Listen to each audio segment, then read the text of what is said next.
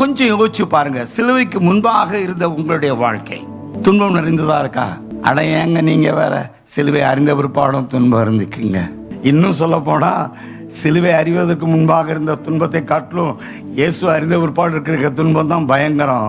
அந்த துன்பம் இயேசு அறிவதற்கு முன்பாக இருந்த துன்பம் உங்களை அமுக்கி இருக்கு, மரித்து போகிற அளவுக்கு உங்களை கொண்டு போயிடுச்சு. ஆனா அவ்வளவு பாரம் வந்தாலும் இன்னைக்கு சுமந்து கொண்டு நடக்கிறோம் அல்லவா? ஹல்லேலூயா. உங்க துக்கம் உங்களை அப்படி மூழ்கி அடிச்சிருச்சா? சொல்லுங்க. உங்க வருத்தம், உங்க வேதனை உங்களை அப்படியே எரிச்சு போயிருச்சா? இருக்கீங்கல்ல? அதுதான் சிலுவைக்கு முன்பாக இருந்த வாழ்க்கையும் சிலுவைக்கு பின்னாடி இருக்கிற வாழ்க்கைக்கும் வித்தியாசம். ஹல்லேலூயா. ஆமா, என்ன அப்பா நமக்கு சொல்லிட்டார், ஏய் உலகத்துல உனக்கு உபத்திரம் உண்டு, முதலே சொல்லிட்டார்.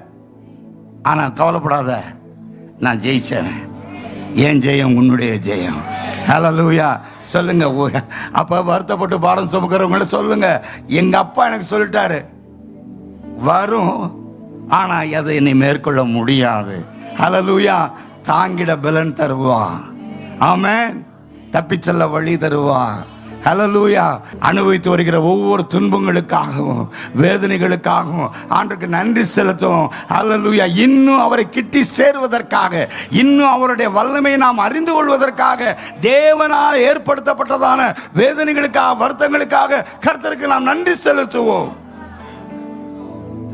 யாரும் இங்க வந்திருக்க முடியாது. இங்க வந்திருக்க யாருமே ஃப்ரீயா இருக்கவங்க இல்ல. With all problems.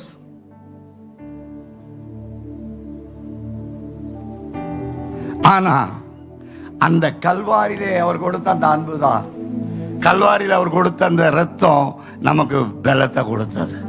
ஹல்லேலூயா. கல்வாரியில் அவர் சிந்திய ரத்தம் நமக்கு பாதுகாப்பை கொடுத்தது. ஆமென். ஹல்லேலூயா. அதனால நம்ம கவலைப்பட வேண்டியதே இல்லை. உற்சாகமா இருங்க, உற்சாகமா இருங்க.